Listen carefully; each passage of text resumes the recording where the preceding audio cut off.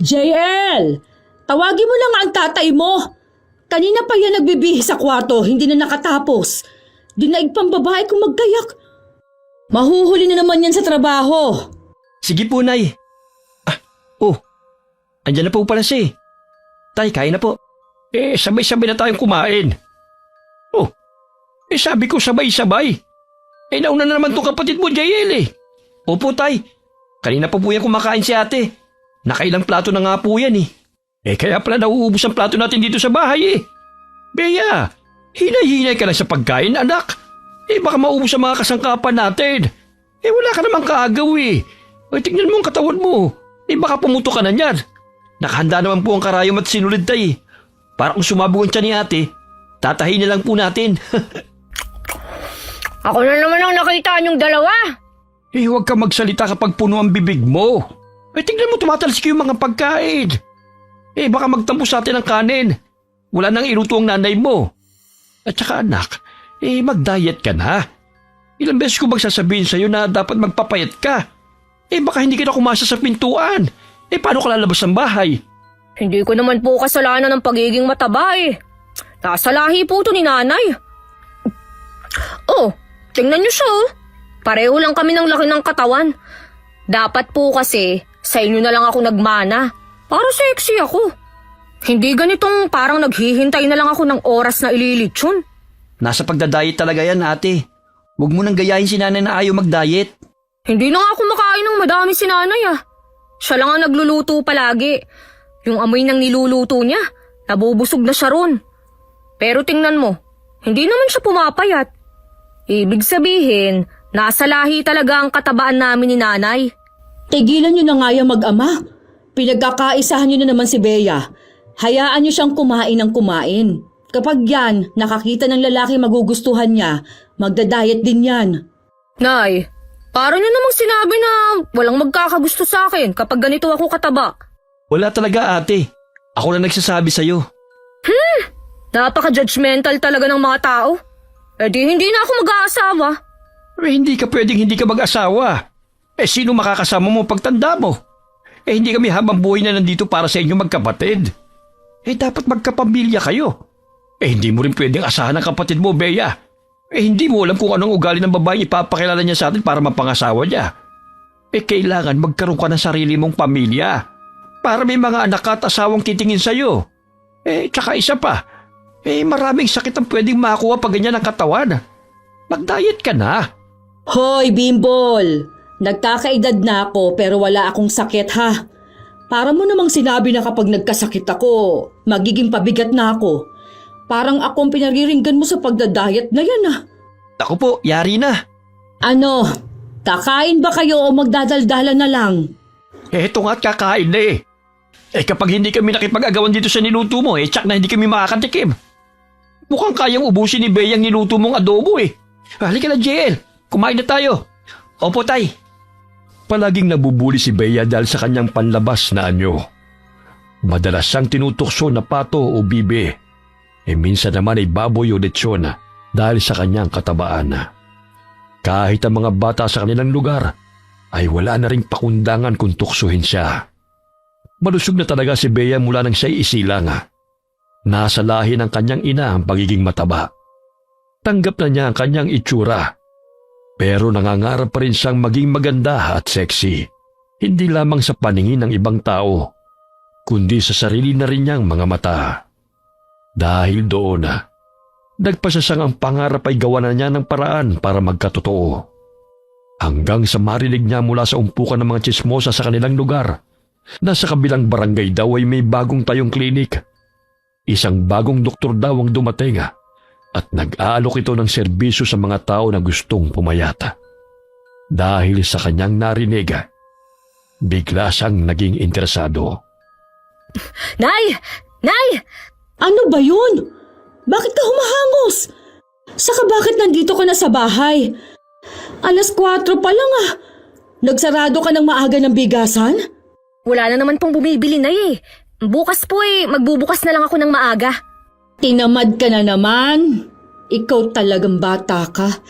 Kung hindi laging inaantok ang dahilan mo, lagi ka namang tinatamad. Sabi ko sa'yo, 7:00 ng gabi ka magsara ng tindahan. Wala na nga pong bumibili. Nakakabagot po ang tumambay dun. Wala naman akong makausap. Si JL kasi sumama dun sa truck ng rice mill para mag-deliver ng bigas. Oh, bakit ka nga pala nagmamadali kanina? Kung makatawag ka parang may sunog. Ay, kasi po kanina, habang pauwi ako, nadaan ako sa tindahan ni Aling Simang. Di ba, laging may kumpulan ng mga chismosa doon kapag ganitong oras? Ano naman ang nasagap mong chismis? Nakikiisa ka na rin sa kanila, ha? Ay, hindi po ah. Di ko naman kasalanan na marinig yun eh. Uy, ano nga yun? Sabi po nila, sa kabilang barangay daw, may bagong bukas na bagong klinik. At yung klinik na yun, para daw sa mga gustong pumayat, Nay. Hindi ba't nakakatuwa? Naku! Siguradong gagastos ka lang dyan. Tapos papayat ka dahil sa konsumisyon. Kung ano-anong ibebenta sa iyong inumin. Tapos papangakuan ka na papayat sa loob ng 1 linggo. Pero ang totoo, pitaka mo ang papayat dyan. Huwag ka ngang basta na magpapaniwala sa ganyan, Bea. Nay naman oh. Para namang ayaw niyong pumayat ako eh. O di sige, kung ayaw mo maniwala sa akin, pumunta ka. Talaga po? Basta, sinasabi ko sa'yo, huwag ka magpapauto, ha? Kung sasabihan ka na maglalabas ng malaking halaga, huwag ka na tumuloy dyan. Kung aalokin ka naman na bumili ng kung ano-anong halamang giniling lang at sabihin na inumin ang katas nun dahil yun ay pampapayat, ako na lang ang magigiling ng mga halaman na yon para sa'yo. Ang nanay talaga. Sinasabihan lang kita kasi ikaw pa naman ay utuin. Madali kang mapaniwala. Natatandaan mo ba yung may lasing na nang asar sa'yo at sinabihan kang parang diwata sa ganda? Aba, lasing yun anak. Kapag lasing, kahit poste, maganda at sexy sa kanila. Kaya huwag kang magpapauto. Ang nanay, pinaalala na naman yun. Kakainis. Basta, pupunta po ako sa klinik na yun, ha? Isama mo ang kapatid mo ha. Hindi ka pwedeng lumakad ng mag-isa. Delikado. Oo na po. Nang sumunod na araw, pumunta si Bea sa klinik na pinag-uusapan ng mga tao sa kanilang lugar. Kasama niya ang kapatid na si JL na walang ginawa kundi ang asarin siya habang nasa biyahe sila. Talaga ate? Mapapapait daw ba ng klinik na yun ng mga matataba? Hindi ko alam. Pero yun nga ang usapan. Kaya nga tayo pupunta eh. Para malaman natin kung ano ang totoo. Saan daw ba banda yun? Heto. Isinulat ko dito sa papel ang pangalan ng klinik. Nasa bungad lang daw yon sa pinakahuling kanto, sabi ng mga kapitbahay natin. Kunin mo itong papel. Ikaw na ang tumingin. Tutal, ikaw naman ang nagdadrive nitong tricycle eh. Sige, akin na. Pinakadulo? Napakalayo na nun ah. Saka maliblib na yun. Natatandaan ko ng lugar na nakasulat dito sa papel. Ito yung lugar na maraming aso. Tapos nangahabol pa talaga sila. Ha? Paano mo nalaman? Kasi nung high school pa ako, napagkatuwa namin magbabarkada na pumunta sa lugar na ito. Kasi may kaklase kami na doon nakatira. Maganda kasi ang kaklase namin yun. Crush nga namin magbabarkada yun eh. Kaso ang weirdo niya. Weirdo? Bakit mo nasabi? Kasi napakatahimik niya. Tipid gumiti. Tapos ilag sa mga tao. Kapag nilapitan mo para kausapin, umiiwas. Tapos tumatakbo kaagad. Parang itinatago niya yung mata niya. Kasi magandang mata niya eh. Totoo, kakaiba ang kulay. Kaso kapag tinignan mo siya sa mata, umiiwas siya. Talaga? Nasaan na siya ngayon? Hindi naman siya nakatapos sa school namin eh. Ang sabi ng iba, nag-transfer daw. Tapos wala na nga siya sa lugar nila. Dinala raw siya sa ibang probinsya sabi nung napagtanungan namin. Kaya mula noon hindi na ako nagpunta sa lugar na ito. Nakakatakot kasi. Bakit naman nakakatakot? Sa dami ba naman ang aso na nagkalat sa daan eh. Para mas marami pa ang aso kaysa sa tao eh. Mahilig sila mag-alaga ng hayop. Tapos sa mga aso nila, kakaiba rin. Ha? Paano kakaiba? Kakaibang tumingin. Tahimik. Hindi naman tumatahol, pero nananakmal na lang bigla. Nakita kasi namin bigla na lang sinakmal ang isang manok. Kinain talaga. Ang habat ang tulis sa mga ngipin. Saka, kakaiba kung kumain ng mga aso na yun. Parang hinihigop mo ng dugo bago kinakain ng laman ng manok. Sus! Tinatakot mo lang ako eh. Para hindi na tayo tumuloy sa klinik. Hindi talagang naranasan namin yun. Hindi ko naman sinabing maniwala ka eh. Tsaka malay mo, pagdating natin dun, iba na ang itsura ngayon. Kung sa bagay, tama ka. Pero nagdala ka pa rin ng arnis ha? Tapos kanina, nakita kitang naglagay ng itak sa compartment nitong tricycle. Pamproteksyon lang yan sa mga aso. Nakakatakot naman talaga eh. Baka mamaya makagat tayo at maapektuhan ng rabies. Mas mabuti na yung handa. Kapag nagtanggang mangagat ng mga aso, iitakin ko talaga sila. Huy, masyado kang marahas. Ilang minuto ang lumipas at narating na rin nila ang klinik. Ipinarada ni JL ang kanilang tricycle sa harap ng klinika at sinamahan ng kapatid sa pagpasok sa loob. Sinalubong sila ng isang babaeng nasa 40 anyos na. Nakasuot ito ng puting uniforme at nakangiti silang kinausap. Pero ang ngiting yun ay nagpataas sa balahibo ng magkapatid. Magandang araw sa inyo. Ako ang assistant ni Doc. Tawagin niyo na lang akong Mrs. Dolor. O Ate Dolor, bahala na kayo. Hello po. Ako naman po si Bea. At siya po ang kapatid kong si JL. Kumusta kayo? Maupo muna kayo. Si Doc ay nasa opisina niya at kinakausap ang isang kliyente. Ano pala ang pakay ninyo dito sa aming klinik? Marami kaming pwedeng i-offer sa inyo, pero baka nag-i-inquire pa lang kayo. Wala namang problema. Magtanong lang kayo at sasagutin ko ang mga yan. Ate, nakakakilabot naman siyang tumingin tsaka ngumiti. Para tayong lalamunin ng buo dito. Umuwi na lang kaya tayo. Tumigil ka nga. Para kakausapin lang naman natin siya. Tsaka, huwag kang magpahalata na natatakot ka. Nakakahiya ka. Kaya lalaki mong tao, duwag ka. Ate Dolor, ang totoo po niyan, taga kabilang barangay pa po kami. Nagpunta lang po kami para tanungin kung totoo po bang ang klinik na ito ay kayang magpapayat ng matatabang kagaya ko. Oo naman. Itinayo talaga ito para sa mga taong gustong pumayat. Si Doc nag-aral ng medisina para doon. Bihasa na siya sa ganitong larangan. Sa katunayan, mayroon din siyang klinika sa Manila. Pero sa ngayon, ang naroon ay ang kapwa-doktor niyang namamahala. Mas gusto kasi niyang magbigay ng serbisyo dito sa probinsya. Kung hindi niyo na itatanong, dito na ipinanganak si Doktora Valdez. Ikaw ba, Iha? Gusto mong pumayat? Naku, nakakahiyaman pong sabihin pero ganun na nga po. Sa tingin ko po kasi kahit anong diet ang gawin ko, hindi na talaga ako magiging sexy. Nasa lahi na po kasi namin ang maging tabain. Kahit wala na yata kaming pagkain sa bahay tataba pa rin ako. Pwes, tama ang lugar na pinuntahan ninyo. Dahil dito sa klinika na ito, nagsasagawa kami ng liposuction. Liposuction? Ano po yun? Isa itong gawain kung saan hinihigop ng makina ang taba. Kaya hindi na kailangang maghirap pa. Mahihiga ka lang sa higaan at kami na ang bahala. Magiging sexy ka, Iha, kagaya ng iyong pinapangarap. Mukha pong masakit ang sinasabi niyong liposuction Nagkakamali ka, binata. Wala itong sakit na mararamdaman dahil gagamitan naman ng anesthesia. Anesthesia?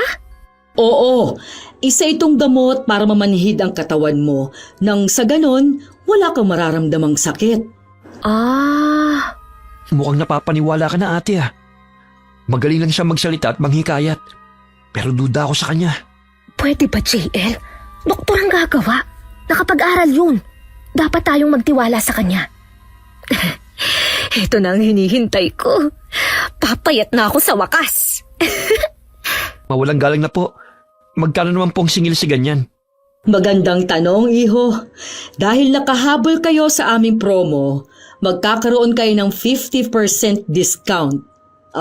Heto ang kontrata. Basahin ninyong mabuti. Nakasulat na yan sa Tagalog kaya maiintindihan ninyong mabuti. Kapag nakapagpasya ka na, Iha, pirmahan mo ang kontrata. Tama po kayo. Ang galing naman ng nakaimbento niyan. Habang binabasa ng magkapatid ang kontratang ibinigay sa kanila, lumabas naman ang isang babae mula sa opisina ng doktora. Lalong naengganyo si Bea na magpalaypo sa aksyon dahil tuwang-tuwa ang babaeng naging pasyente. Pagkaalis nito ay kinuwento naman ni Mrs. Dolor na dati raw ay mataba rin ang babaeng yun. Pero dahil sa tulong ng doktora, ay nakuha niya ang kagandahan ng katawan na pangarap niya. Hinagod pa ni Bea ng tingin ng papalayong babae. Nakaramdam siya ng inggit sa katawan nitong may kurba. Dahil doon ay nagpasa siyang magpalayposaksyon. Kahit anong pigil ng kapatid sa kanya, ay hindi siya nakinig. Pangarap niyang gumanda at maging sexy. Kaya sa tingin niya ay doon makakamta ng kagustuhang yun. Kinagabihan hindi makatulog si Bea sa tuwa dahil sa kakaisip sa schedule niya sa liposuction. Ano ate? Bakit dilat ka pa? Mukhang umaatras ka na yata. Ha? Hindi Iniisip ko lang kung... Kung ako sa'yo, huwag ka lang tumuloy. Alam ko na napansin mo rin yung kakaibang pakikitungo ng babaeng yun. Si Mrs. Dolor ba? Ang mata niya kapag nakikipag-usap sa atin, di naman makatingin ng diretso eh. Malikot ang mga mata niya, tapos malikot din ang kilos. Parang hindi mapakali sa isang tabi. Baka naman ganun lang siya. Masyado ka namang judgmental, JL. Mabait naman siya eh. Mabait? Tama nga si nanay, madali kang utuin. Hoy, hindi Gusto ko talagang pumayat na. Si doktora nga lumabas sa opisina niya eh. Tapos sinagod ka ng tingin. Parang gusto lang sipsipin ang taba mo sa katawan eh. Huy, ano ka ba naman? Di mo kasi napansin ang mga kakaiba nilang kinikilo sa ate eh. Duda talaga akong gagawa ng mabuti yung mga yun. Huwag ka na tumuloy dun. Ayos lang naman kahit hindi ka na pumunta sa schedule na ibinigay niya sa'yo. Mag-diet ka na lang. Mas okay pa yun. Ginawa ko na nga yan dati, di ba? Wala namang nangyari. Tsaka, pinayagan na rin ako ni nanay at tatay. Ikaw lang talaga ang tumututol.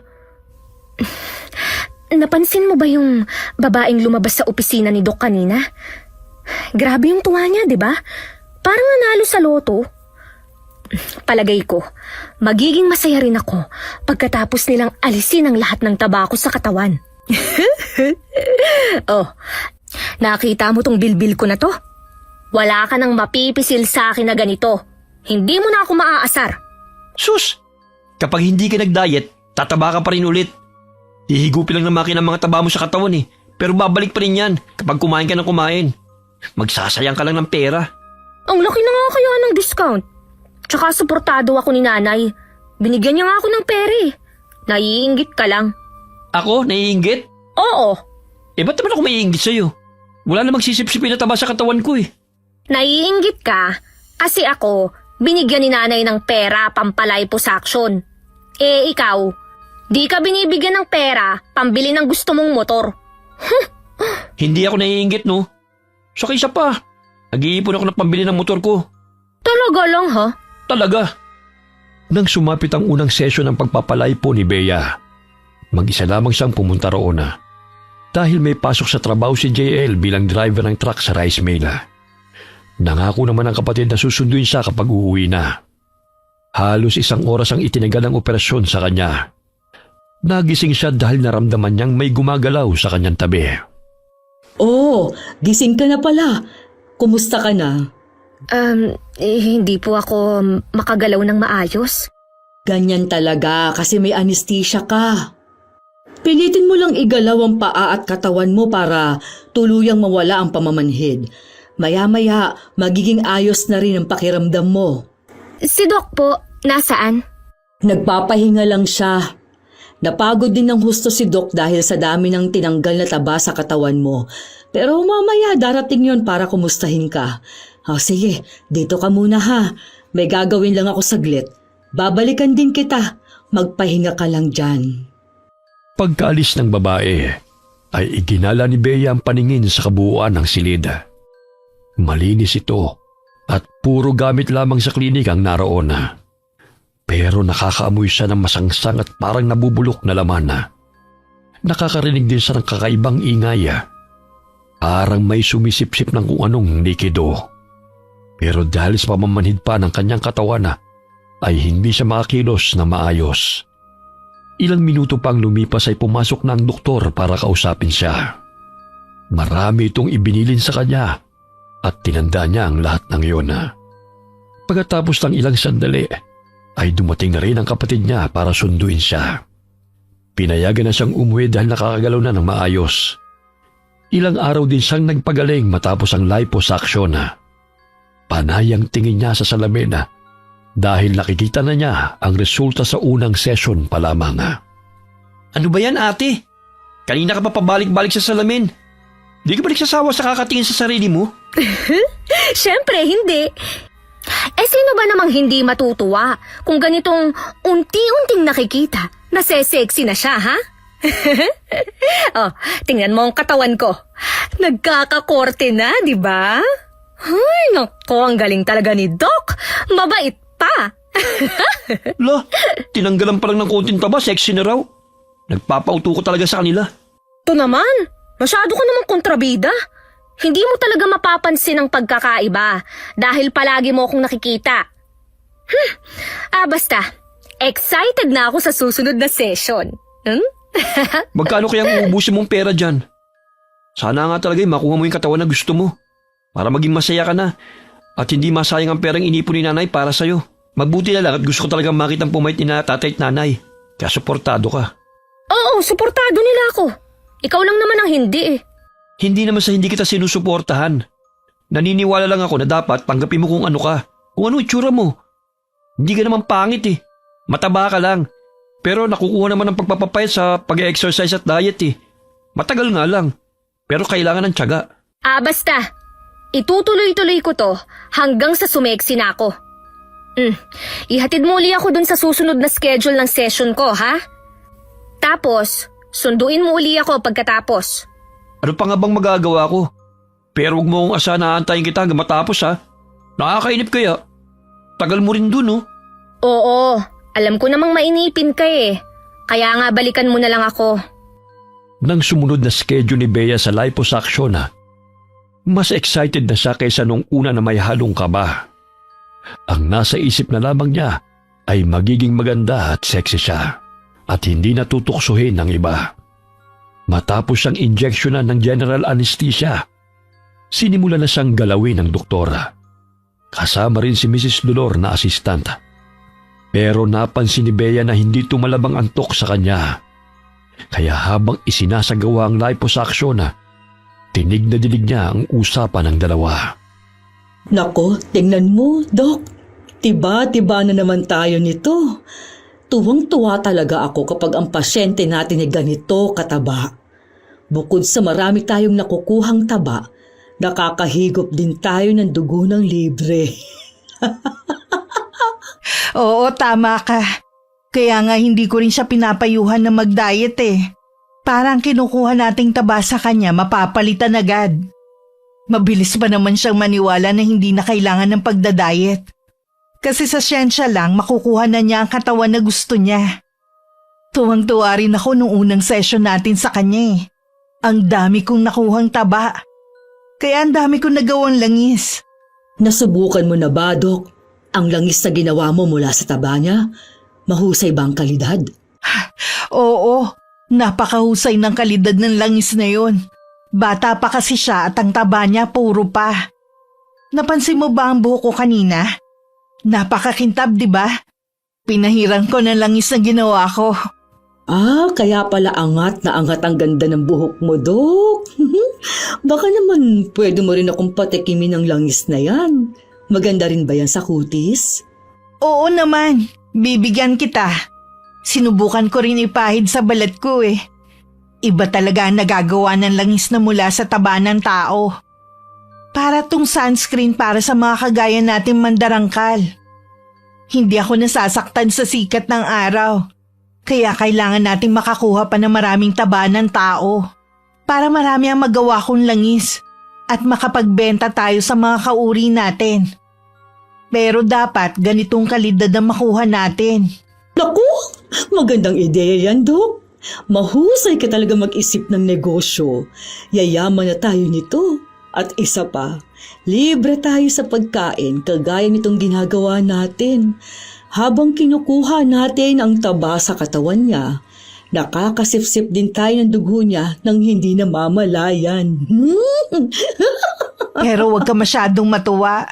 Baka maubos mo na naman ang dugo niya. Kagaya nung isang pasyente natin na namatay dahil naubusan ng dugo. Mabuti na lang talaga at madaling mapaniwala ang mga tao dito sa probinsya. Wala kasi silang ganong kaalaman sa medisina eh. Oo nga pala. Kailangan ko ring maghinay-hinay sa pagsipsip ng dugo niya para hindi siya magkasakit at tuluyang maghina. Dapat makahanap pa tayo ng kasing taba niya at kasing bata para talagang ganitong kalidad ng taba at dugo ang makuha natin. Ang sarap talaga ng dugo ng mga kabataan. Sariwang-sariwa. Tama, yan din dapat ang tinatrabaho mo. Hayaan mo, Dok. Magpapakalat ulit ako ng mga balitang papabor sa atin at ang babaeng ito, siya rin na magdadala ng balita na yon. Dahil naniniwala siyang mahusay kang doktor. Ikukwento niya sa ibang husay mo at siya na mismo ang magre-rekomenda sa ibang tao na pumunta dito. Sige, ikaw na ang bahala sa bagay na yan.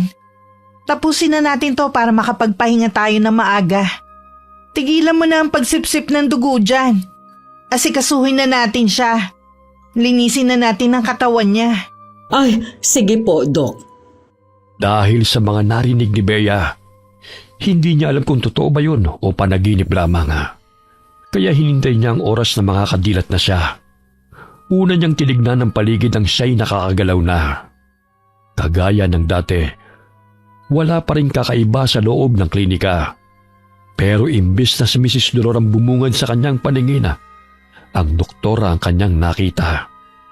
Natatakot siya dahil sa kanyang mga narinig habang nasa ilalim ng proseso ng paglaliposuction. Pero ang mukha ng babae napakaamo. Ang ngiti nito ay nagpakalma sa kanya. Kumusta ka na? Alam mo bang napahaba ang tulog mo ngayon? Po? Bakit po? Normal ba yun? Napahaba raw ang tulog ko. Alam kong hindi ako nakatulog. Hindi lang ako makagalaw dahil sa anesthesia. Pero yung narinig kong usapan nila, totoo ba yun? O gawa na lang ng isip ko? Ay, bigla tuloy akong kinilabutan. Oo naman, normal yun. Kasi nagpapahinga ang katawan mo. Mas maganda nga ang ganun eh. Ibig sabihin, unti-unti nang nasasanay ang katawan mo sa ginagawa natin. Doc, Ano yun? mga ilang session pa po ang dapat gawin. Hindi pa ba tayo tapos? Baka po makuha na sa pagdadayet ang kasunod. Yun na lang po siguro ang gagawin ko. Naku, hindi pwede. Ang session dapat tapusin. Kapag hindi ito natapos, mabilis na babalik ang pagtaba mo. Kailangan makuha natin ang lahat ng taba mo sa katawan. Kasi po, parang nanaginip ako kanina. Panaginip? Tungkol saan? Wala po. Hindi naman po importante. Natakot ka siguro dahil sa panaginip mo. Alam mo, ang panaginip, kabaliktaran niya ng realidad. Kasi gawa lang yan ng utak natin habang tulog tayo. Tingnan mo ang taba na nakalagay sa babasaging galon na yon. Nakikita mo ba? Mas konti na ang nakuha namin ngayon kaysa nung una. Ibig sabihin, nauubos na ang taba sa katawan mo. Kapag naubos na, papayat ka na. Masusuot mo na ang mga damit na gusto mo. Siya nga po pala, ano po ang ginagawa niyo sa mga taba ng tao na nakukuha niyo? Ha? Siyempre ibabaon sa lupa. Kailangan itong itapon ng maingat para ligtas ang mga tao sa kontaminasyon. Ganun po ba? Mukhang ang kakaiba ang naging panaginip mo Oo nga pala, ang kapatid mo kanina pa naghihintay. Hayun nga't nililibang ni Mrs. Dolor para hindi mainip. Kapag kaya mo nang tumayo, pwede ka nang umuwi. At huwag mo kalimutan kumain ka agad at uminom ng mainit na sabaw para bumalik ang lakas mo. Napagod ka ng husto ngayon Sige po. Simula nang bumiyahe sila hanggang sa pag-uwi ng bahay, nanibago kay Bea ang kapatid niya dahil nanatili siyang tahimik. Kahit ang pagkain na hindi niya nagalaw. Malalim ang iniisip ng dalaga at malayo ang tanaw. Kaya hindi na nakatiis si JL. Habang nagpapantok sila, ay nagtanong na ito. Ate, ano nangyari sa klinik kanina? Ha? Bakit mo na itanong? Simula kasi nung sunduin kita hanggang ngayon, ang tahimik mo na. Saka, parang ang lalim ng iniisip mo. Hindi ko alam, JL. Nung hindi mo alam ate, may ginawa ba sila sa'yo? Hindi ko alam. Ano ba naman yan? Alam mo kasi, hindi ko alam kung nananaginip ako o gising talaga. Pero kasi, dinig na dinig ko ang usapan ni Doc at ni Ate Dolor. Bakit? Ano bang sabi nila? Hindi daw nila ako pinapapayat, JL. Kinukuha nila ang tabako kasi ginagawa nilang langis. Tapos, sinisip-sip pa nila ang dugo ko habang tulog ako. 100% na panaginip yan ate. Sino namang taong sisip-sip ng dugo, Aber? Kahit masama ang kutugo sa dalawang yon, imposible naman yung sinasabi mo. Yun na nga eh, imposible talaga.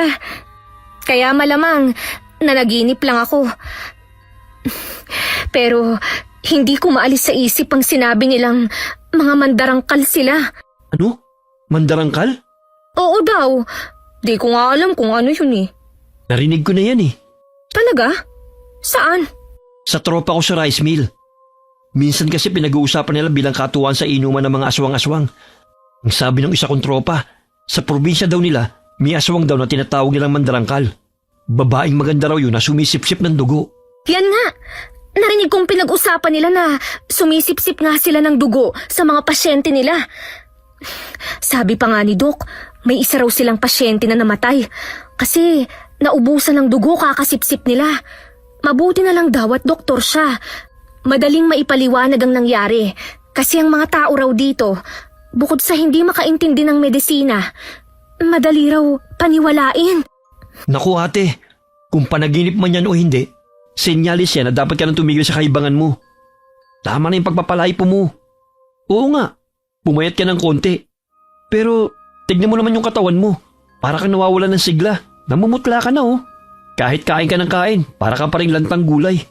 Nararamdaman ko na nga rin yan eh. Habang tumatagal, para akong nanghihina. Kaya lang, Ano?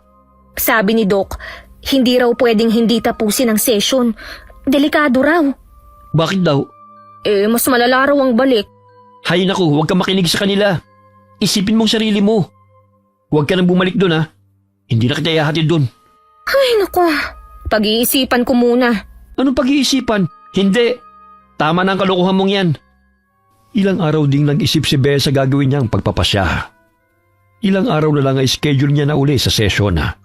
Pero nagdadalawang isip na siyang pumunta. Pero sa tuwing nahaharap siya sa salamin, nakikita niya ang pagbabago ng kanyang itsura. Malaki na rin ang ipinayat niya. Napapangiti siya dahil nakikita na niyang lumilitaw ang kurba ng kanyang katawan.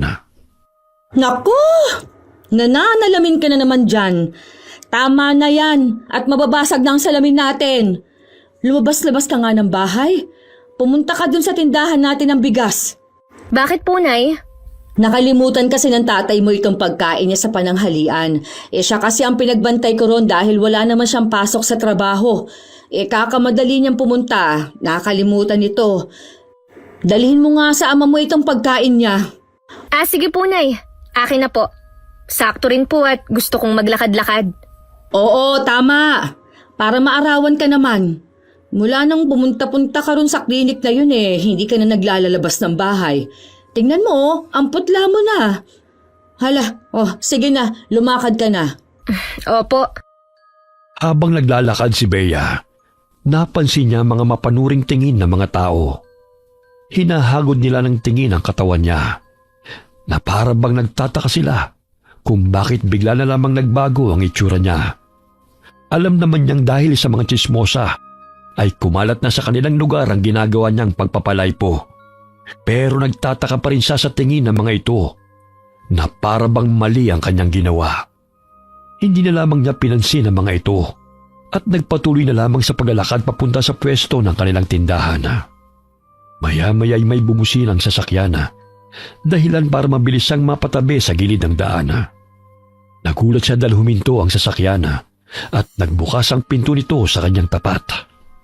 Ate Dolor? Dok? Bakit po? Hindi kayo nagbukas ng klinik? Ay, syempre naman. May rest day rin kami. Saan ka pala pupunta? Po? Doon lang po sa tindahan namin. Dadalhan ko lang po si tatay ng pagkain. Oh, tama. Sumakay ka na para hindi ka na maglakad. Ang tirik ng sikat ng araw oh. Naku, wag na ho. Nakakahiya naman. Tsaka malapit lang naman po Doon lang sa ikalawang kanto yon. Sumakay ka na, Miss Bea. Dadaan din naman kami ron Kasi po... Sige na, huwag ka na mahiya. Halika na. Hindi na siya nakatanggi dahil hinatak na siya ni Mrs. Dolor papasok sa sasakyan. Ilang na ilang siya pagkaupo dahil mamahalin ang sasakyan ng doktora. Panay ang salita ng dalawa na para bang inaaliw siya. Kaya nginingitian na lamang niya ang mga ito. Pero hindi siya mapakali dahil sa kakaibang amoy na kanyang nalalanghap. Oh, bakit? May problema ba? Parang hindi ka mapakali. Pasensya na po. May naaamoy lang po kasi ako na parang hindi pamilyar sa akin. Ngayon ko lang ito naamoy. Pero mabango po Baka yung pabango sa kotse. Pasensya na, masakit ba sa ilong? Hindi kasi pare-pareho ang pang-amoy ng tao Yan kasi ang paborito kong pabango. Ito, amuyin mo. Mag-spray ka ng konti. Ha? Sige po. Mabango po ang amoy. Kakaiba lang talaga. Parang nakaka-relax. Ibig sabihin, pareho kayo ng taste ni Doc sa pabango? Ako kasi hindi ko gusto yan Iba ang amoy na gusto ko. Talaga po? Ano naman pong amoy yun? Yung amoy mo. Po? Ang ibig kong sabihin, yung pabango na ginagamit mo. Naku, mumurahin lang po ito. Sa palengke ko lang po nabibili. Yun nga, matipid din kasi ako. Mauubos din naman ang pabango. Bakit ka bibili ng mahal? Sayang ang pera. Pero si Doc, may pera yan kaya kayang bumili ng mamahaling pabango. Ganun po ba? Dito na lang po ako. Pakihinto na lang po sa tabi. Dito na ba? Heto na po ang pabango nyo, Doc. Salamat po Sa'yo na ang pabango na yan, Miss Bea. Ho? Pero... Marami pa akong ganyan sa bahay. Naku, salamat po, Doc. Oo nga pala. Huwag mong kalimutan na next session natin, ha? Huwag kang papalya dahil mahalaga yon. Masisira ang ginagawa natin kapag huminto ka. Mawawalan ng saysay ang sinimulan natin. Kasi po, Doc... O bakit? May problema ba? Ano po kasi... wala na po kaming pera. Ganun ba? Naiintindihan ko. Pero dahil mas iniisip kita kaysa sa pera na kinikita sa klinik, pag-usapan natin ang tungkol dito. Handa kong bigyan ka ng another option. Pwede mong hulugan na lang ang bayad kapag may pera ka na. Patapos na naman tayo, Miss Bea Mas mahalaga na tapusin natin to. Tingnan mo ang katawan mo. Nasusuot mo na ang damit na nagpapalitaw ng kurba ng katawan mo. Gumaganda na rin ang hugis ng mukha mo Nako, huwag ka na mag-isip, iha.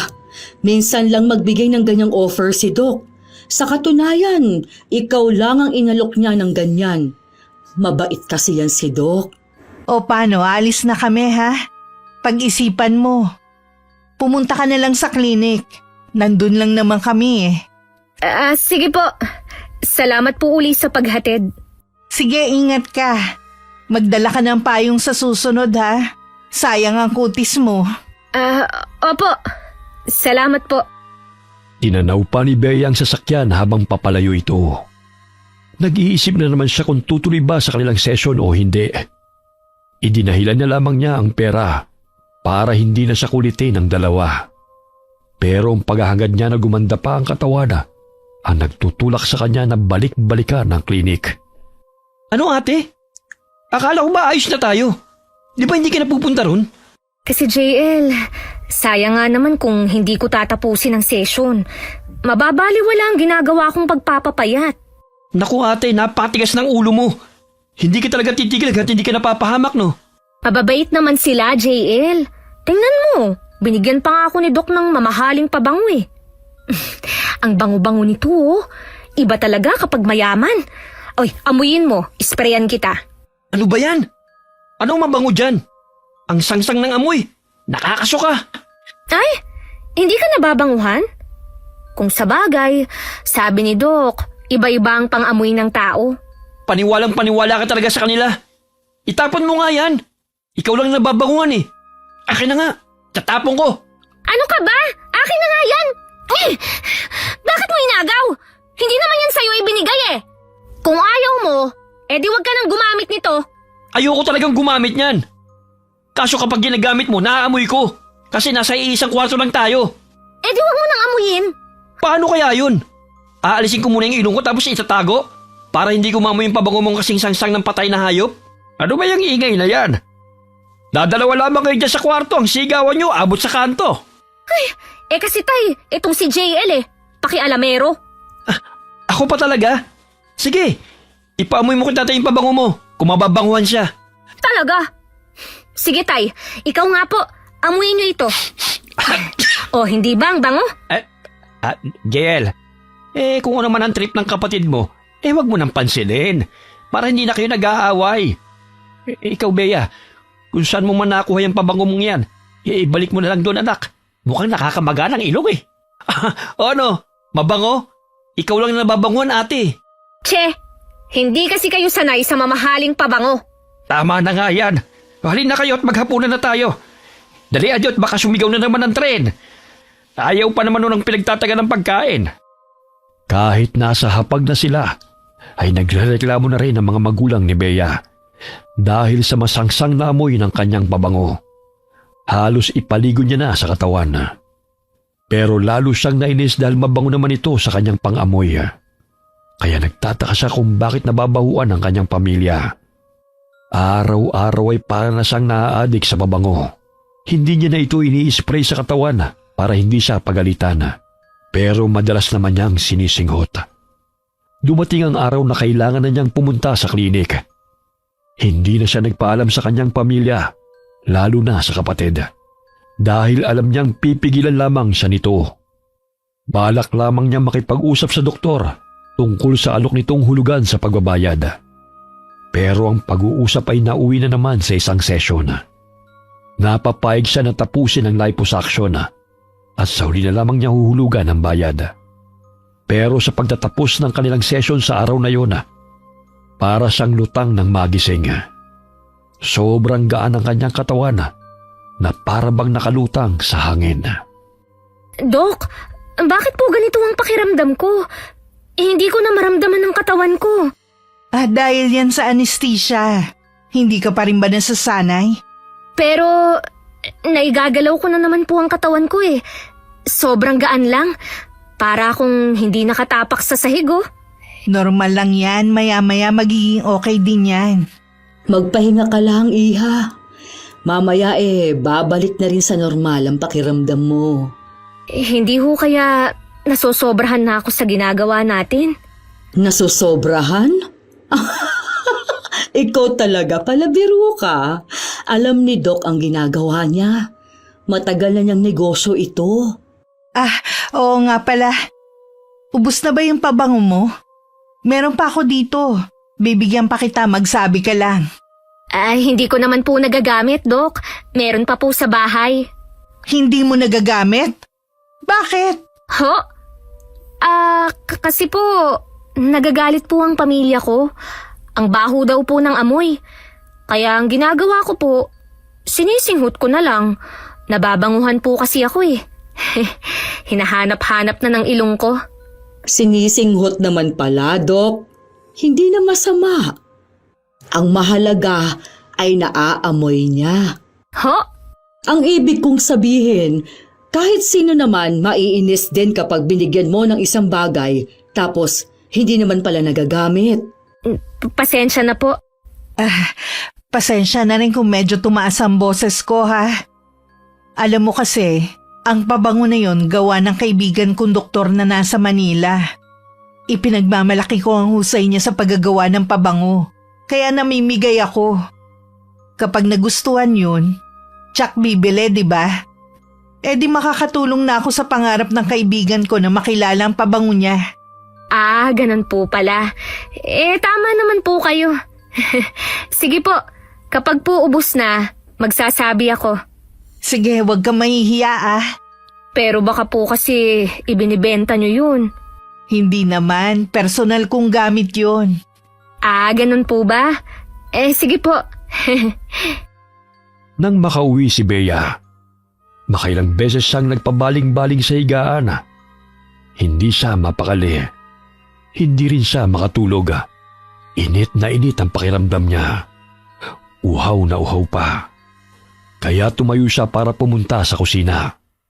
Habang naglalakad ay dinukot niya sa bulsa ng suit niyang pajama ang pabangong ibinigay ng doktora. Sininghot-singot niya ito sa pag-aakalang makakaginhawa sa kakaiba niyang pakiramdam.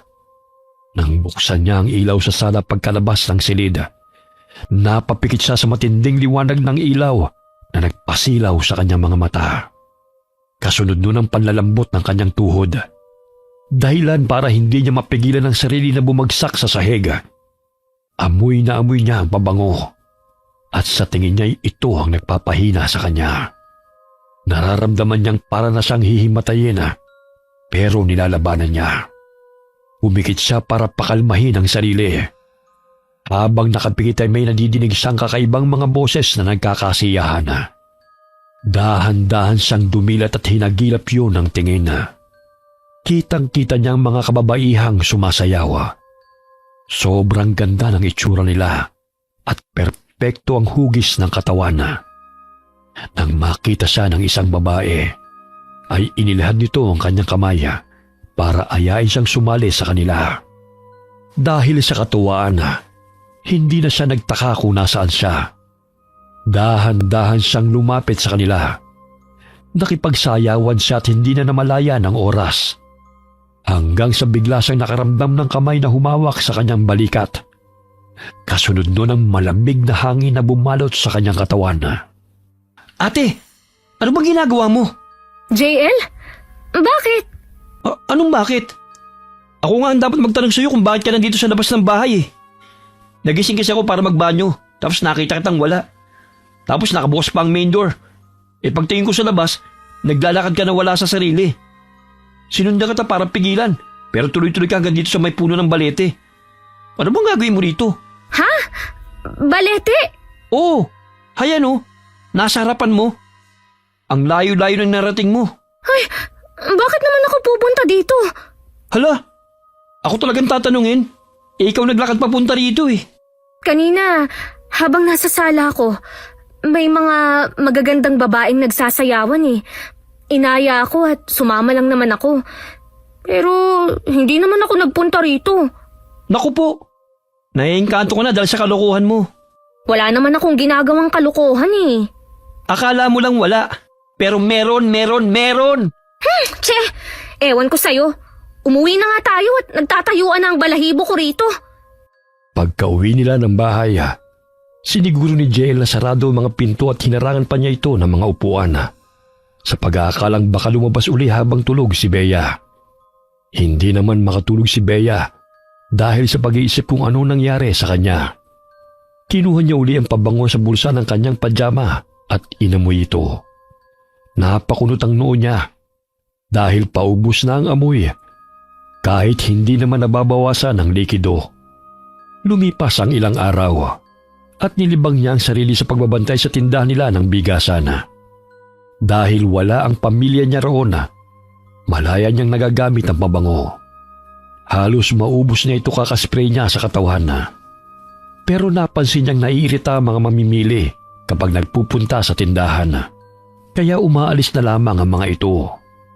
Ilang araw ang lumipas at napansin niyang kaunti na lamang ang laman ng pabango. Nagpunta siya sa klinik para humingi sa doktora. Wala namang kliyente sa klinik nung araw na yon, kaya diretso siyang pumasok sa loob. Tatawagin na sana niya si Mrs. Dolor nang matigilan dahil narinig niyang may nag-uusap na dalawang babae. Dahil sa kuryosidad, naisipan niyang makinig at palihim na sumilip. Sa isang silid na sa pag-aakala niya'y pahingahan ng doktora, nagulat siya sa itsura ng loob nito. Isa itong lihim na laboratorio. Ang galing mo talagang gumawa ng mga ganitong bagay, ano, Dok? Ang bango-bango ng pabango na to. Sa bagay. Pabango kasi to, kaya natural na mabango. Kung masama ang amoy, ang tawag na dito, pabaho. Magugustuhan ito ng mga customer mo.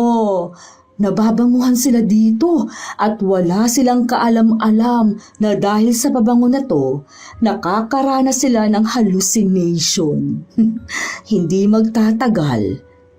Maa-addict sila at paulit-ulit na pupunta dito para lang sa pabango. Hindi nila alam na ang laman ng botelya na to ay pinaghalong taba ng tao, dugo ng tao at laway ng isang mandarangkal. Pahingi ako ng isa ha. Gusto ko rin itong gawing pabango. Di ba, wala naman itong epekto sa atin? Gusto ko talaga ang amoy nito, Dok. Hindi pwede. Dok naman, ang damot lang. Para lang yan sa mga biktima natin. Para lalo silang mabaliw at paulit-ulit na pumunta dito sa klinik. Napansin mo ba si Ethel? Hibang na siya. Dahil sa kakaamoy niya sa pabango, paulit-ulit siyang pumupunta dito para humingi. Halos magmakaawa pa nga eh. Oo, nagbabayad pa nga ng malaking halaga para lang sa pabango na ito. At sa bawat punta niya, nakakakuha tayo ng taba at dugo. Mga mortal na mangmang talaga sila. Pero wala ka bang pabango na ginawa para sa kagaya natin? Meron. Ako pa ba? Yun! Isa ka talagang dakila. Napakatalino mo, Dok. Nasaan na? Pwedeng pahingi? Heto, napakaganda ng pabangon to. May tatago nito mula sa pangamoy ng mga tao ang tunay nating amoy. Parang amoy lang na mabangong bulaklak ang halimuyak natin sa pangamoy nila. Mahusay ka talaga, Dok. Kahit minsan umaalingasaw ang pagiging aswang natin. Lalo kapag kahihigop lang natin ang dugo, hindi na nila tayo maaamoy. Ganun na nga. Nakakakilig naman to. Makapag-spray nga ng kaunti. Mga halimaw nga talaga sila. Hindi pa naginip ang mga narinig kong pag-uusap nila noon. Ano yun? May narinig akong nagsalita. Ang talas ng pandinig niya. Makaalis na nga. Saan mo balak pumunta, Miss Bea? Gaga! Mandarangkal ako't hindi palaka. Mandarangkal? Oo, alam kong narinig mo ng lahat ng pinag-usapan namin. Kaya kailangan mo ng manahimik ngayon. Hindi! Nagkakamali ka. Wala akong narinig. Kadarating ko nga lang eh. Pero mukhang busy kayo. Kaya aalis na lang ako ah. Babalik na lang po ako sa susunod na araw. Hindi ka na babalik dito. Opo, hindi na talaga. Dahil hindi ka na makakaalis. Doc? Ano yan? Bitiwan mo ako!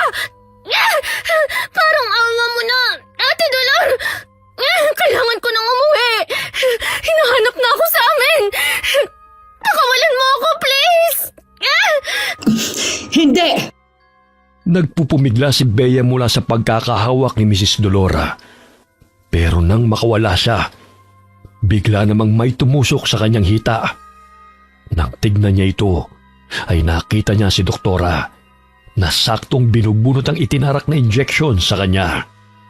Kasunod nun ay ang pagkawala ng kanyang malay. Nagising siya dahil sa mga boses sa paligid. Halos hindi siya makadilat dahil sa kakaibang liwanag na sumisilaw sa kanyang paningin. Naririnig ko na naman sila. Ang mga babaeng nagsasayawan. Nandito na naman sila. Teka, hindi sila nandito. Kung hindi, ako ang nasa mundo nila. Anong nilalang sila? Kakaiba ang itsura nila. Matutulis ang tenga. Sino kayo? Nasaan ako? Hello? Dahil sa kanyang sigawa, biglang huminto sa pagsayaw ang magagandang babae. Nawala rin ang musikang sinasabayan nila ng pag-indak. Lahat sila'y nakatingin sa kanya. Titig na titig. Seryoso ang kanilang mukha. May isang napakunot ang noo habang pinapasadaan siya ng tingin mula ulo hanggang paa. Maya-maya, sa isang kumpas ng kamay nito, ay biglang nagbago ang lugar. Dinala siya sa isang malaking bulwagan kung saan tila may piging na nagaganap. Mayroong mahabang lamesang puno ng mga pagkain. Nandun na ang lahat ng pagkain gusto niyang tikman. At meron din namang pagkain na noon pa lamang niya nakita. Napatingin siya sa ibang babae nang kausapin siya nito. Sinabihan siya na hindi dapat siya naroon. Iniabot sa kanyang itim na kanin at sinabihan siyang bumalik na sa kanyang mundo bago pa mahuli ang lahat. Dahil sa takot, kinain niya ang itim na kanin. Maya-maya'y hinigop siya ng malakas na enerhiya hanggang sa narinig niya na ang boses ng dalawang babae. Ano na ang gagawin natin sa kanya, Dok? Papatayin na ba natin siya? Mukhang tumakas lang naman siya sa kanila. Hindi alam ng pamilya niya na nandito siya. Itago na lang natin para meron tayong pagkain. Uubusin natin ang dugo niya ng paunti-unti hanggang sa tuluyang mamatay. At kapag wala na siyang buhay, ibebenta natin siya sa mga balbal. Isa ka talagang dakilang negosyante, Dok. Naisip mo pa yun? Teka, mukhang nagigising na siya. Nasaan ako? Nakabalik na ba ako? Saan ka ba babalik, Iha? Wala ka namang babalikan. Dahil kusa ka namang nagpunta dito, dito ka na mamamatay. Ha? Huwag po! Parang awa niyo na! Huwag niyo po akong papatayin! Tsaka, di ba mga doktor kayo? Hindi kayo dapat pumapatay ng tao. Dapat ay nagliligtas kayo ng buhay. Sinumpaan yung tungkulin yan. Tama ka naman. Kaso, dalawa ang sinumpaan namin. At mas matimbang ang isa. Ang alin po? Ang pagiging mandarangkal namin. Totoo nga ang sinabi ni JL. Mga aswang kayo. Pero, pwede pang magbago ang lahat. Pag-usapan natin to. Pakiusap. Hindi ako magsasalita.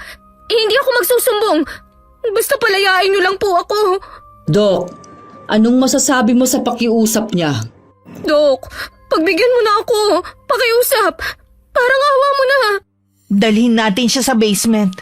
Yun na ang bago niyang silid habang nabubuhay siya. Narinig mo yon? Wag! Maawa kayo sa akin! Parang awa niyo na po!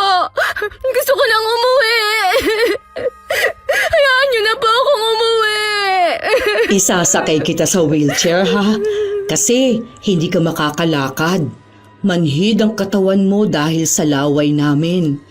Ang laway ng isang mandarangkal ay parang anesthesia. Saka isa pa, nangihina ka pa. Pasensya na ha.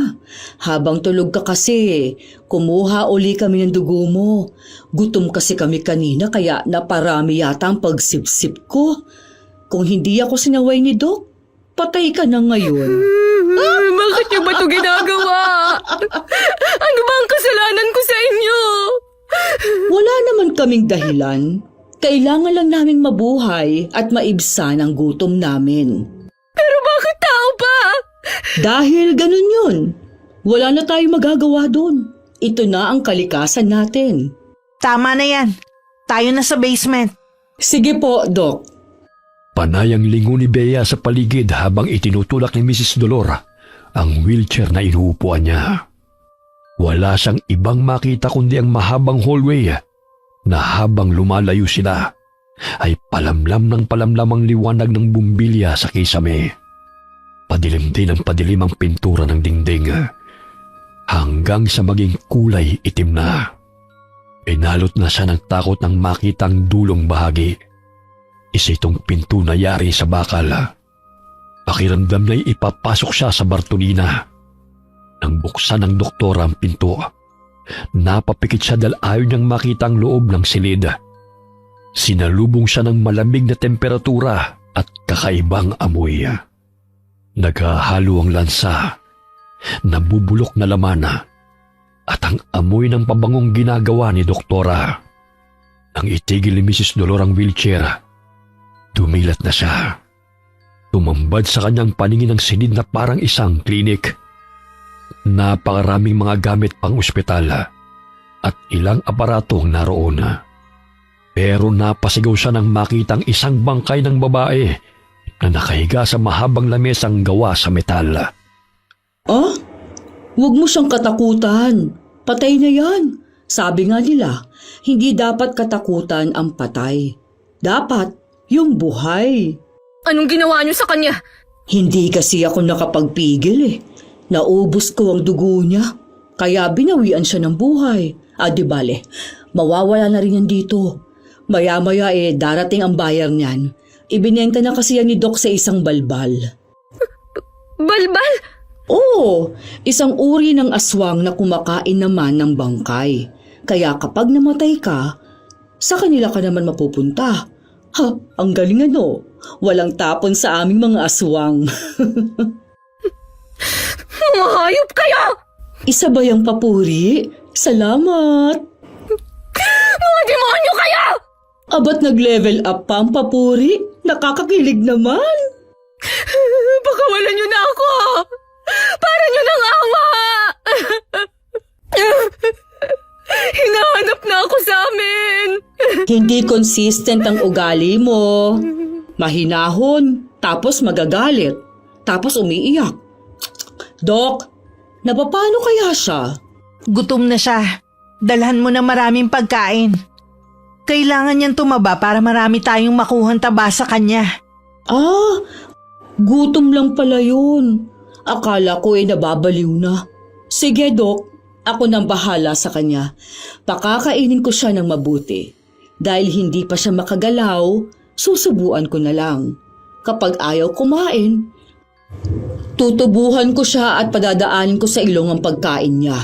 Ikaw na ang bahala sa kanya, ha? May kailangan lang akong gawin. Huwag mong tatangkaing sumipsip pa ng dugo. Kailangan nating pahabain ang buhay niya. Si Doc naman, busog pa naman ako ngayon. Siya naman ang bubusugin ko. Huwag kang mag-alala. Kailangan niyang tumaba ng husto para makakuha tayo ng sangkap para sa shampoo at lotion. Ay, alam mo, Bea, ang taba mo ay napakaganda para sa buhok at balat namin. Totoo! Kaya aalagaan kita. Patatabain kita ng husto. Sandali siyang iniwan ng dalawa pagkatapos kausapin. Nang makalis sila'y lalong binalot ng takot ang dalaga. Hindi niya matignan ang bangkay ng babae. Lalo siyang nanghina dahil sa takot. Hanggang sa nawalan na naman siya ng malay. Nagising na naman siya sa isang lugar na parang paraiso. Nakaupo siya sa bato na nasa gilid ng isang ilog. Banayad ang ihip ng hangin. At hindi siya nakakaramdam ng takot. Nakilala niya na ang pakiramdam niyang yun. Inisip niyang naroon na naman siya sa kakaibang mundo. At hindi nga siya nagkamali. Kasama niyang napakagandang babae na nagbigay sa kanya ng itim na kanin. Umiyak siya sa babae at humingi ng tulong. Pagkatapos niya itong kausapin, binigyan siya nito ng kakaibang kanin. Kulay puti ito at nagliliwanag. Hindi siya nagdalawang isip na kunin ito at kainin. Napapikit pa siya dahil naramdaman niya ang kakaibang lakas dulot ng kanin sa kanyang katawan. Pagkatapos ay naramdaman niyang may marahas na sumampal sa kanya. Pagdilat niya, mukha ni Mrs. Dolor ang tumambad sa kanya na nag-aalala. Walang hiya ka? Tinakot mo ako? 2 araw kang hindi nagkakamalay. Akala ko mamamatay ka rin. Para pumupuslit lang ako ng pagsipsip ng dugo sa'yo Hindi ka na nagigising. Bakit ba napakahina ninyong mga tao? Mga wala kayong kwenta? Pero ngayong gising ka na, kailangan mo kumain ha. Kailangang maibalik ang lakas mo. Kung ayaw mo, talagang tutubuhan kita. Pakawalan mo na ako. Parang awa mo na po.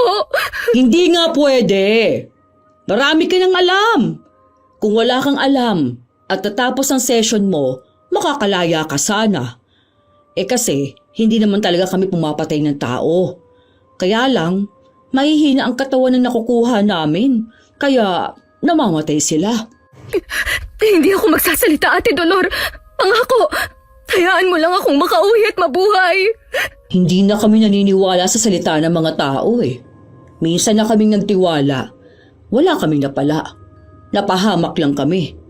Kaya hindi na kami muli magtitiwala. Hindi na, kahit kailan. Lalo pa nawalan kami ng mga mahal sa buhay. Dahil sa kasakiman ng tao. Pero hindi naman ako masama. Tutupad ako sa pangako. Nako, bato na ang puso namin, Iha. Kahit lumuhod ka pa at lumuha ng dugo, wala ka nang magagawa. Sisip-sipin ko lang ang dugong iluluha mo kasi sayang yun. Pagkatapos magsalita ng babae, ay tumalikod na ito para kunin ang isang lamesang may pagkain. Sinamantala yun ni Bea. Sinubukan niyang kumilos at nagulat siyang nakakagalaw siya.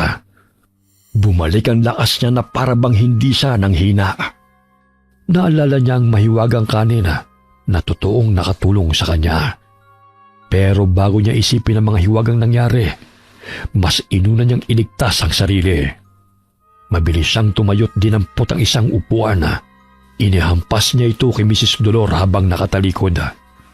Nawala ng malay ang babae. Dali-dali niyang kinuha ang kutsilo sa ibabaw ng mesa at saka binuksan ang pinto. Napangiti siya dahil hindi ito nakalak. Walang lingon niyang tinakbo ang mahabang hallway. Palinga-linga muna siya sa labas para siguruhing wala si doktora. Pagkatapos ay nagmamadali siyang tumakbo para tumakas nang masiguro na walang nakaabang. Pero laking pagtataka niya dahil paglabas niya ay isang gubat ang kanyang nakita. Nang lingunin niya ang pinanggalingan, doon niya lamang nalaman na dinala pala siya sa ibang lugar. Tumakbo siya kahit hindi alam kung saan pupunta. Bawat hakbang niya ay kasabayang malakas na kabog ng kanyang dibdib. Pero maya-maya ay may isang malaking ibon ang lumilipad sa ere na para bang sinusundan siya. Dali-dali siyang naghanap ng matataguan. Sumuot siya sa mga damo at baging na hindi napansing may mga tinik. Hinayaan niyang makaalis ang malaking ibon bago lumabas sa pinagtataguan. Ilang minuto siyang naghintay at nang malamang wala na ang ibon ay saka siya lumabas. Pero isang pamilyar na boses na naman ang kanyang narinig na umaalingaw-ngaw sa gubat. Bea! Bumalik ka na! Hindi ka mabubuhay sa gubat na to. Maraming mababangis na hayop dito. Mas ligtas ka sa akin. Huwag ka na magtago. Makikita rin naman kita kahit saan ka pa magpunta. Kabisado ko na ang dugo mo. Naaamoy kita. Marami kang sugat. Puisit! Nagkasugat ako dahil sa mga tinik ng baging. Kaya naaamoy niya ang dugo ko. Saan ako pupunta ngayon? Ano nang gagawin ko? Hindi niya ako pwedeng makita. Mag-usap tayo, Bea. Bibigyan kita ng pagkakataong mabuhay. Pero syempre may kondisyon. Simple lang naman. Pumayag ka lang na maging kagaya namin. Maging isang mandarangkal. Kapag naging aswang ka, hindi na kita pahihirapan. Magiging magkakampi na tayo. Ngayon ko lang to gagawin. Dahil magaan ang loob ko sa'yo. Alam ko ang pinagdadaanan mo. Inalam ko lahat ang tungkol sa'yo. Dumaan din ako sa pambubuli ng mga tao. Kaya ramdam kita, Bea. Kaya hindi tayo dapat maging magkaaway. Dapat nga maging magkakampi tayo eh. Gusto mo ba yon? Hindi. Ayoko. Hindi ako papayag na maging halimaw. Nek-nek mo. Pero saan naman ako pupunta? Naliligaw na ako sa gubat. Muling tumakbo si Bea palayo sa doktora. Pero dinig na dinig pa rin niya ang mga kaluskos na ginagawa nito sa damuhan habang hinahagilap siya. Kahit natatakot ay mas pinili niyang maging matapang para makapag-isip ng paraan. Mahigpit niyang hawak ang patalim at tinatalasan ng pakiramdam at pandinig sa biglang pag-atake ng halimaw. Pero dahil nakatuon lamang ang atensyon niya sa doktora, hindi niya namalayan ang ibang kalaban. Bigla na lamang may sumunggab sa kanya, dahilan para mapahiga siya sa lupa. Nanlaki ang mga mata niya nang malaman kung sino ito. Pero hindi na siya makalis, dahil bigla na lamang pumaibabaw sa kanya ang nilalang at malakas siyang sinakal. Ang lakas ng pagkakahampas mo sa akin ng bangko. Pero ang pagkakamali mo lang, hindi mo pa ako tinuluyan. Binukulan mo lang ako. Tingnan mong likod ko. Nagmukha na akong kuba. Bagay naman sa'yo eh. Dapat nga matuwa ka pa. Sumasagot ka na ngayon. Tumatapang ka na ha? Sandali nga. Bakit parang malakas ka ngayon? Di ba dapat nangihina ka? Lantang gulay ka na kanina. Paanong ganito ka kalakas ngayon? Surprise! Nagpapanggap ka lang ba na nangihina? Mahusay ka palang artista. Mali ka. Kahit ako, hindi ko rin maipaliwanag ang mga nangyayari. Pero hindi na yun mahalaga ngayon. Hindi na yun mahalaga ngayon dahil ang mahalaga, tuluyan ka ng mamamatay. Hindi mo magagawa yon! Mabilis na kinagat ni Bea ang braso ni Mrs. Dolora, dahilan para mabitiwan siya nito. Pagkatapos ay kaagad niya itong sinipa para makalayo siya. Gumapang siya para mailayo ang sarili. Pero natigilan siya dahil sa malakas na pagtawa ng babae.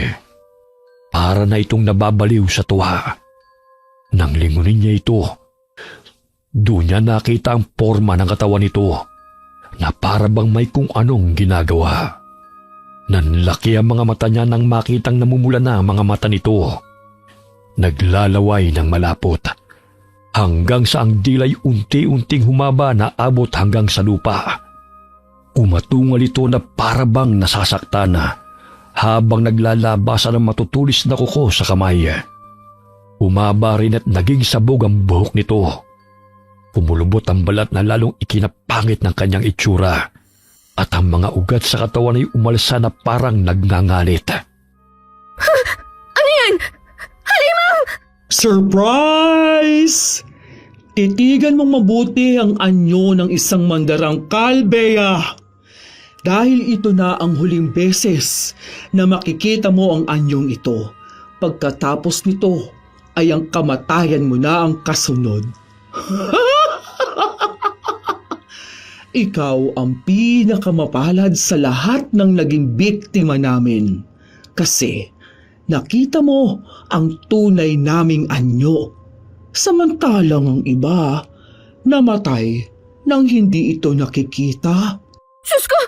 Mas maswerte pa nga sila dahil hindi nakita ang pangit mong itsura. Ako, kahit siguro multo na ako, babangungutin pa ako dahil nakita ko ang kapangitan mo, sira ulo! Natutuwa ako at may ganyan ka palang ugali. Mas kinikilig akong patayin ka. Sisipsipin kong dugo mo ng paunti-unti hanggang sa tuluyan kang mamatay na dilat ang mga mata. Nek-nek mo! Mabilis na tumakbo si Bea para tumakas. Pero mas mabilis ang kilos ng aswang. Nadambahan siya nito bago pa makalayo. Mas dumoble ang bigat ng halimaw kaya hindi niya ito may tulak. Hawak pa nito ang dalawa niyang kamay habang nakaibabaw sa kanya. Bumuka sa tuwa ang bibig ni Mrs. Dolora at muling lumawit ang mahaba nitong dila kasabay ng pagtulo ng malapot na laway. Panay ang iwas ni Bea ng kanyang mukha dahil sa pandidire. Ilang beses niyang ibinaling-baling ang ulo para iwasan ang mahabang dila na pilit hinahagilap ang ugat sa kanyang leeg. Nang di na siya makatiis, kahit nandidire kinagat niya ang nakalawit na dila ng aswang. Dahilan para umatungal ito sa galit. Mabilis na lumayo si Mrs. Dolora habang iniinda ang ginawa sa kanya.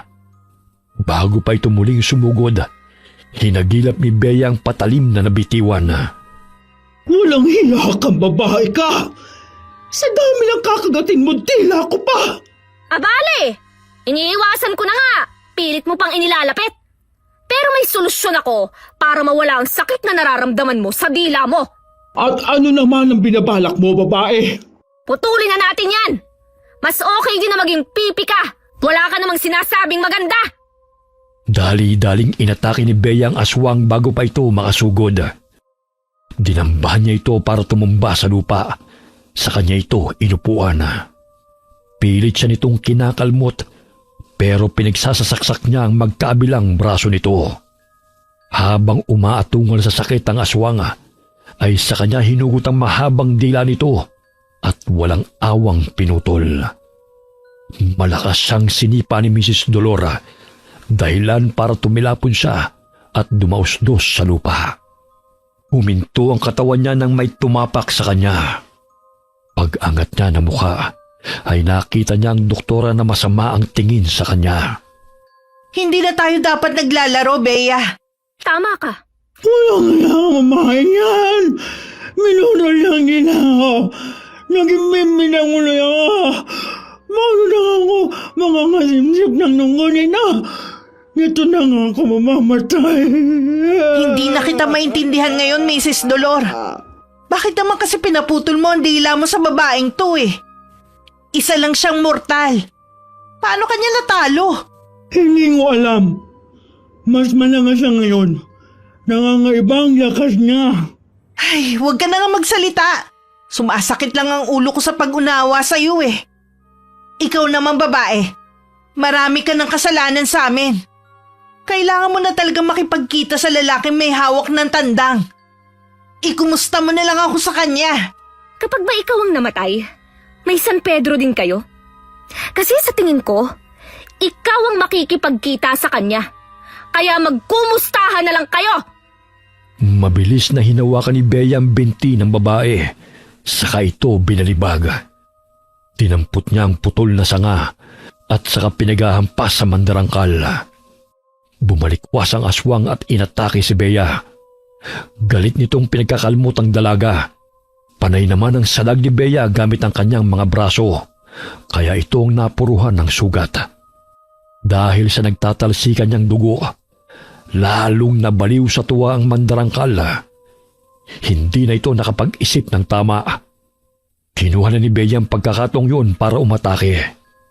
Pinagsasampal niya ang doktora, pero isang sampal lamang sa kanya ay bumagsak siya sa lupa na halos tumabingi ang kanyang mukha. Hindi pa siya nakakabangon nang maramdaman niyang tila karayom na tumusok sa kanyang leeg. Nang hawakan niya ito, ay naramdaman niyang malapot na likido. Doon niya nalaman na sinisip-sip na ng aswang ang kanyang dugo. Dito ka na mamamatay sa gubat na to, Bea! Hindi ka pa kasi pumayag sa alok kong maging kakampi. Pero ngayon, kahit gustuhin mo pa, wala ka nang magagawa.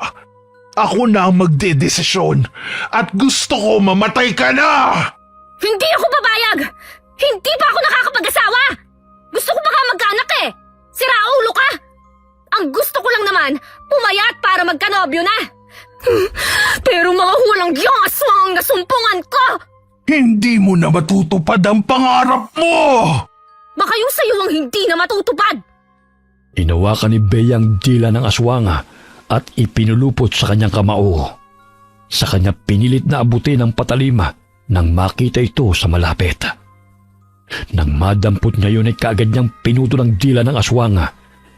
Gigil na gigil siya sa galit. Napabalikwas palayo ang doktora habang umaatungal sa sakit. Tumayo naman si Bea at galit na inihagis ang kaputol na dila sa aswang. Ito na ang huli nating pagkikita. Tsaka, hindi na tayo pwedeng mag-usap. Kasi, hindi ko rin naman kayo maiintindihan. Hindi ako nakikipag-usap sa mga aswang nangonga. Mga buwisit kayo. Ito na ang pinakamahaba kong bangungot habang gising.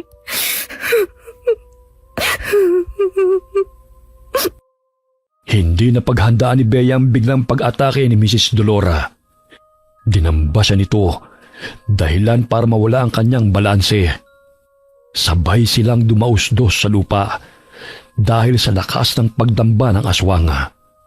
Tuloy-tuloy silang nahulog sa bangin at magkahiwalay ang pinatunguhan. Bumagsak si Bea sa ibaba kung saan mayroong ilog. Hindi na niya maigalaw ang katawan dahil sa pinsala. Napatingala na lamang siya sa langit habang umuusa ng mahinang salita. Hindi nga ako nilapan ng mga aswang.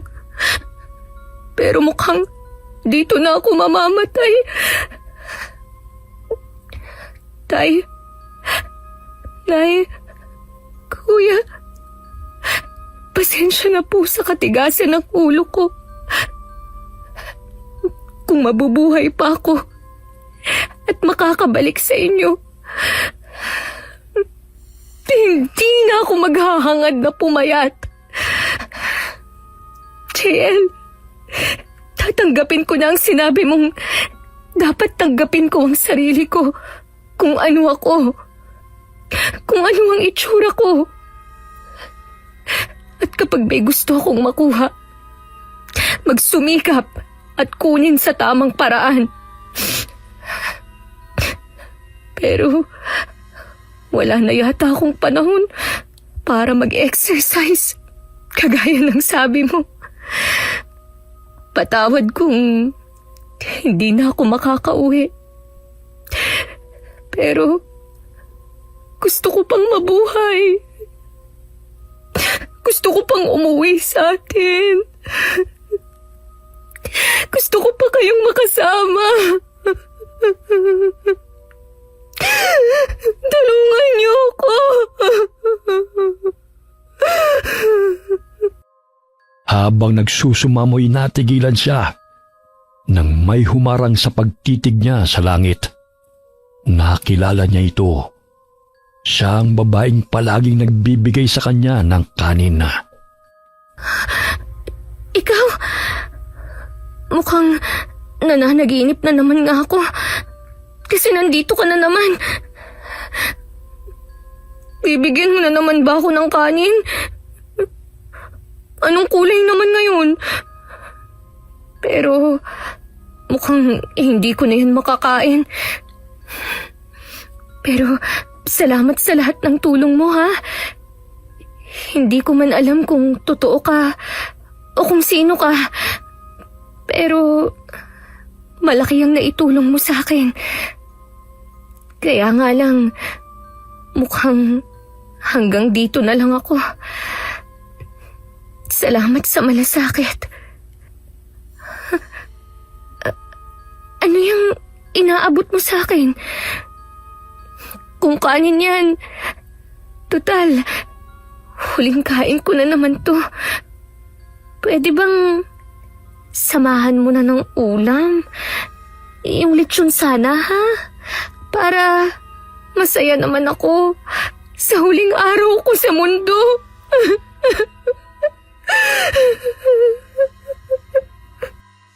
Inabot niya ang kamay ng babae. Titig na titig siya sa maamo nitong mukha. Napakaganda ng ngiti nito na para bang nakakita siya ng anghel. Pero nang hawakan niya ang kamay nito, nakaramdam siya ng kakaibang init. Isang enerhiyang dumaloy sa kanyang katawan na para bang binigyan siya ng panibagong lakas. Pero ang paligid ay binalot ng sobrang liwanag na naging dahilan ng kanyang pagpikit. hanggang sa naramdaman niyang lumutang ang kanyang katawan na nabingi siya sa katahimikan. Ilang segundo rin itong nangyari hanggang sa unti-unti na siyang nakakarinig. Nadidinig niya na ang boses ng kanyang pamilya. Ate! Ate, gumising ka! Hindi ka pwedeng mamatay! Ate! Anak ko, parang awa mo na. Bumalik ka sa amin. Kung naririnig mo kami, sundan mo ang boses namin. Bumalik ka sa amin, anak. Bea? Bea, anak, gumising ka na. Ang tatay mo ito. Halika na, umuwi ka na. Sinusundo ka na namin, anak. Sumama ka sa amin. Huwag ka matakot. Uuwi na tayo. Uuwi na. Ate? Ate, talaga bang nagsasalita ka? Ulitin mo nga. Isa pa. Nay, Tay, JL. Ate, nagsasalita ka na. Nandito ka na. Nakabalik ka na. Sandali nga. Huwag mo akong yakapin. Ang higpit eh. Nahihirapan akong huminga. Anak, salamat at bumalik ka na. Ano ba nangyari, Bea? Natagpuan ka ng isang lalaki nagpapaligo ng kalabaw sa ilog. Wala kang malay doon. Bakit ka napadpad doon? Buti na lamang at malapit ang bahay ng Mang Enti sa lugar na yon. Nagamot ka niya kaagad. Mang Enteng? Oo, ate. Albularyo siya. Ang sabi niya, nasa mundo ka rin ng mga engkanto at ilang araw ka na doon. Nagsagawa siya ng ritual para sunduin ka. Tapos kausapin ka rin namin para makabalik ka na. Kasi kapag narinig mo raw ang boses namin, uuwi ka na. Bakit ka ba sumama sa mga engkanto? Engkanto? Ang alam ko, aswang ang kasama ko. Hindi engkanto. Pero ano? may babae nga na nagpakita sa akin. Hindi ko alam. Pero palagi akong napupunta sa lugar nila. Baka si Xavi yun. Xavi? Sino naman yun, Tay? Ang ate mo kasi, ipinanganak na may kakambal na engkanto. Tapos ang ate mo nun palaging hinihimatay. Yung pala'y sinusundo ng kakambal niya para makipaglaro sa kanya. Palagi namin siyang dinadala sa albularyo para bawiin. Tapos nag-alay kami para hindi na siya sunduin. Mula noon hindi na nangyari yun. Akala namin hindi na mauulit. Pero sinusundo ka pala niya ulit. Bakit ngayon mo lang po sinabi yan? Binaon na namin yun sa limot kasi nga hindi na naulit. Pero hindi po niya ako sinundo. Ako ang bigla na lang napunta doon. Akala ko panaginip, pero hindi pala. Totoo pala yun. Kung ano man yun, ang mahalagay nandito ka na ulit sa amin, anak. Bago umuwi ang mag-anak, ay nagsagawa sila ng ritual at pag-aalay sa pangunguna ng albularyong si Mang Enteng. Nagpasalamat sila sa engkantong kakambal ni Bea at nakiusap din sila na wag na siyang susunduin. Pero habang ginagawa ang ritual, taos-pusong nagpasalamat si Bea sa engkanto. Noon lamang niya nalaman kung sino ito at ano ang kinalaman nito sa buhay niya. Inakala niyang bangungot lamang ang mga nangyari, pero hindi pala. Alam na rin niya na totoo ang mga mandarangkal at gusto siyang patayin. At dahil sa kanyang kakambal na engkanto ay nakaligtas siya. Matapos ang ritual ay umuwi na rin sila. Habang pauwi ay panayang tanong ni JL sa kanya kung ano ba talaga ang nangyari. Kasi ang sinabi lamang ng manggagamot ay nasa mundo siya ng mga engkanto. Hindi na maikwento ni Bea ang kabuuan ng nangyari sa kanya. Ayaw na rin niyang sabihin pa ang tungkol doon. Bukod na alam niyang hindi naman maniniwala ang kanyang pamilya na inaswang siya. Gusto na lamang niyang ibaon sa limot ang lahat. At mangyayari lamang yon kapag siya mismo ang unang tatahimik. Lumipas ang ilang araw. Bumalik na sa normal ang buhay niya. Nabalitaan niya rin mula sa mga tsismosa sa kanila na nagsarado ng biglaan ng klinik na nagsasagawa ng liposuction. Bahagya siyang napangiti matapos isipin na hindi na talaga magpapakita ang dalawang aswang dahil wala nang makakaintindi sa kanila. Hindi na rin sila makapambibiktima pa dahil wala na silang dila. Ate, Oh, bakit? tulala ka kasi. Ano na naman ang nangyayari sa'yo? Wala. May iniisip lang.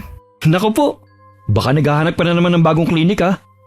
Buti na lang talaga nagsarado na yung pinupuntahan mo. Masama kasi kutob ko ron eh. At mabuti talaga na hindi ka na bumalik dun. Oo, hindi na talaga ako babalik. Kasi naisip ko, tama ka naman eh.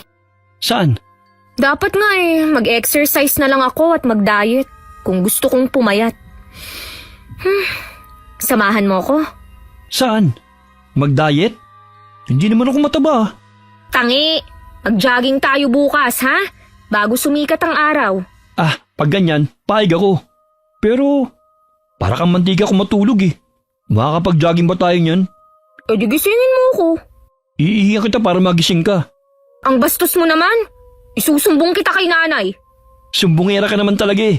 Gusto mo samahan pa kita eh. Halika, punta tayo sa Ano ba, kanila. JL? Bitiwan mo nga ako. Eh di ba magsusumbong ka? Sasamahan na nga kita eh, ayaw pa. Para kang sira. Tapos sira pa ako ngayon? Ay naku, ang gulo mong kausap talaga. Natuto makontento si Bea sa kanyang itsura. Pero itinuloy nilang magkapatid ang usapan. Tuwing umaga, bago sumikat ang araw ay nagja-jogging sila. Minsan naman ay biking. Ganun ang banding ng magkapatid bago sila magsimula ng trabaho. Nagbabantay pa rin si Bea ng kanilang bigasan habang si JL ay nagmamaneho pa rin ng truck sa rice mill. Napalago ng magkapatid ang kanilang munting negosyo. Kaya na magretiro ang kanilang ama sa trabaho nito. Sila na ang nagtaguyod para sa kanilang pamilya. Nagkaasawa si JL makalipas ang ilang taon. Masaya naman si Bea para sa kapatid. Pero kinainis lamang niya ay naunaan pa siya nitong magpakasal. Pero lumipas ang ilang buwan. Nakilala na rin niya ang lalaking nagpatibok ng kanyang puso. Isa itong dayong doktor sa kanilang lugar. Dahil nagkatroma na si Bea sa mga doktora, nahirapan siyang pakiharapan ng lalaki. Naging masugid naman niya itong manliligaw. Kaya kalaunan ay sinagot na rin ito ng dalaga. Nasa lahi talaga nila ang maging tabain. Pero kahit na ganun ang katawan niya, tanggap na niya ang sarili niya. At doon niya nalaman na kapag natanggap mo kung ano ka at kontento ka kung sino ka, matatanggap ka na rin ng iba. Sa kanyang karanasan, natutunan niya na ang tunay na pananampalataya sa itaas at ang pagmamahal ng pamilya ang tunay na kaligayahan sa buhay. Okay, sana po nagustuhan niyo ang kwento natin ngayon. Shout out po tayo kay Rocky Manuge from San Fernando, Pampanga. Hi po kay Prince Berlin Culet Monsalud from Subic, Zambales. Hi po kay Elizabeth Dunca from Pampanga. Hi po kay Cliven Dubalan. Shout out kay Billy Ray, Jenny May, and Ray Buendia from Lucy Buendia ng Nueva Ecija. Kumusta po kayo? Hi po kay Vivian Lising ng Tagaloan, Misamis Oriental. Hi kay Mamiliana Nalugon. Hi kay Analisa Valero from Limay, Bataan. Hi po kay Josefina Fuelas from Pasig City. Hi kay Cristina Peru from Pasig City. Hi kay Rosaline Asenas. Hi kay Kael Montoya. Shout out po sa Meraki family. Galing po kay Mary Lai. Kumusta po kayo? Alright. Marami pong salamat sa inyo and God bless all of you.